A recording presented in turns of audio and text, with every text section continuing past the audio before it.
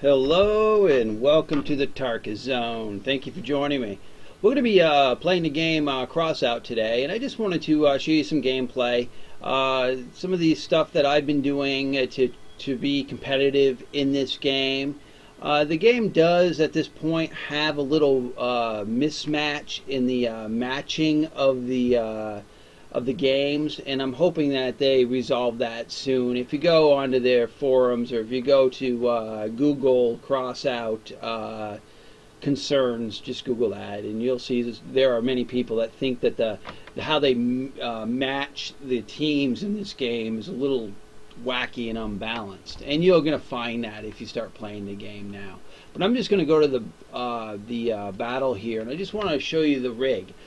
This rig here, I'm running 2 aerial drones and 2 ground drones, and that's kind of like a good average. You know, I'm not putting all my eggs in one basket. I'm not doing all aerial drones. I'm not doing all ground drones, because both those type of drones are situational.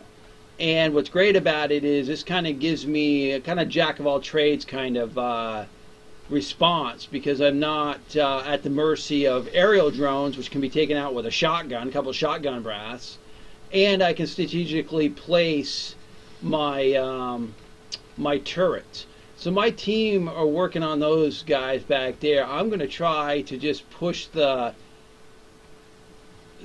cap point here. Oh, there's one of my allies is already here, so this is okay. So I'm going to drop a turret. You have with the turrets in this game, you drop them independently. So you've got to hit the button twice to drop the turret on the ground if you got 2 of them. Ooh, I'm gonna help this guy. Get off him! Get off him! Oh, I tried, dude. I tried, and it left me vulnerable. But it's kind of hard, as you can see. The mismatching is crazy. Because those 2 guys that were there at the base, my drones were hammering them, and you didn't see me do much damage to them. And once those 2 guys come in, here they come, they're just going to wipe up our team. Because what happens is you got players that OP their weapons, but lower their power score for stuff that's on their rig, like that guy right here, that's in front of this. That's on the other team. What he's done is he's put uber weapons on his rig and basically bare bones armor. So they can just mop the floor. See? They just mop the floor with everybody. That's what I'm talking about, the mismatch problems with this game. And if you go to stats, those 2 guys are right here at the top. Guy killed 6 people in that match. Okay? And his gear score is 3,500, but when you look at his weapons, his gear score should be 3 times that. They've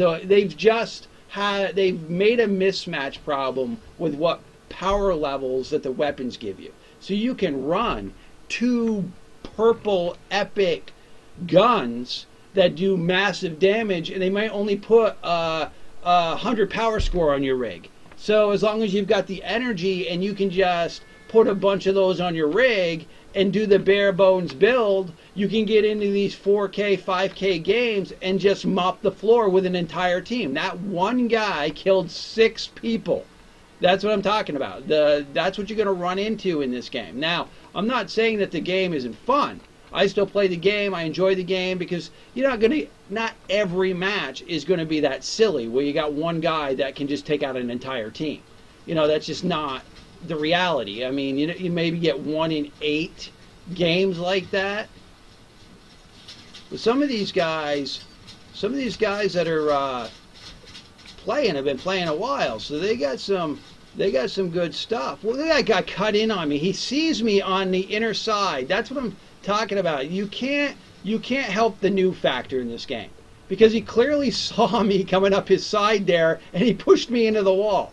So it's just, you're going to get some crazy noob issues in this game too. And I'll tell you what, there are, I would say 1 out of 5 games I get killed because my own ally basically either pinned me to a wall, ran into me, did something to flip me upside down and refused to flip me upright.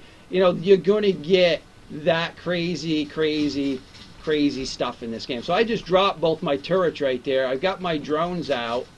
I'm at the mercy of their guns right now, but I'm But I'm good with that because we were capping the base anyway. So that was a little bit more balanced. And in a balanced game, you can see the rig that I'm running runs closer to the top with power score. And again, we weren't overwhelmed with people that had uber weapons and one guy can take out an entire, that's some of the frustration I have with this game is if you've got deep pockets, you can run a rig that just owns people all night long. Or if you've played this game since beginning, you can do the same thing because early on they were giving really great containers to people that were playing. So when you played daily, they'd give you a loot container. Those loot containers were, I guess, was given some really nice stuff, and then they stopped doing that. So anybody who started playing the game after that is at a disadvantage. Plus, most of their container drops now are all on a time limit, 2-hour time limit, forcing you that if you like that weapon, you either got to make it or you got to buy it through their cash shop. So they really are trying, the game gods in this game are really putting the pay-to-win screws to people. Because if you want to compete in this game and you want to not get owned every 2 seconds, then you either got to put some time into the game or you got to put some money into the game. Now, I've put some time into the game. I haven't paid a cent for this game, and you'll see that I'm doing okay. I don't say I'm the best, but I can do okay. I can compete, and that's why I run this. And I like the last game I did there. I like to push the drop one of my guys here, drop the other one right there. So as you can see, I could systematically drop my ground drones in 2 locations so they can't just get and my whoop, Tarkis, you noob, you just ran into a damn wall. Well, that wall just saved you. And look, their whole team's here. Look at that. The whole team showed up to say hi to Tarkis. Okay, Tarkis is getting out of here because now that he pulled the team here, I did my job. Oh, I guess I didn't do it that well because most of my teammates are dead. You see that? I wasn't even paying attention. Most of my guys have been taken out. In normal cases, what I just did there would draw their team towards me, towards their base. I'm going to drop a couple drones there. And then they would force them to come back, and then my team would have time to regroup. But my team was dead, so they couldn't really regroup because most of them were dead. And we're gonna lose this one because I think Tarkis and one other guy is what's left, and they're capping our base, and there's really nothing I can really do about it. I mean, I guess there's 3 of them. And if my comrade who's still around, if he could stop them from capping, that would be nice, right?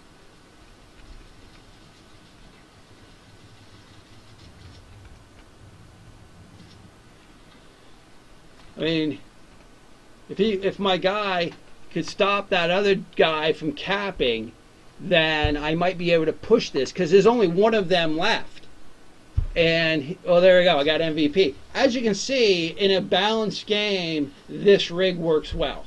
And if you can pull it off like I do, I just keep moving. And I do the best I can to stay alive. And, again, I don't want to discourage you from playing this game. I really enjoy it. I love the building aspect of it. Again, this rig works well for me right now. And as I play the game more, then I'll be able to get the epic stuff. Again, I haven't spent any money in this game. I felt that I would do this game more justice, being able to show people that you can win this game without spending money.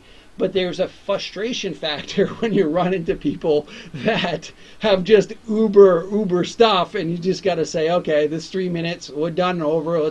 We'll rinse and repeat, go into the next match. Well, thank you for joining me. This has been the Tarkis Zone.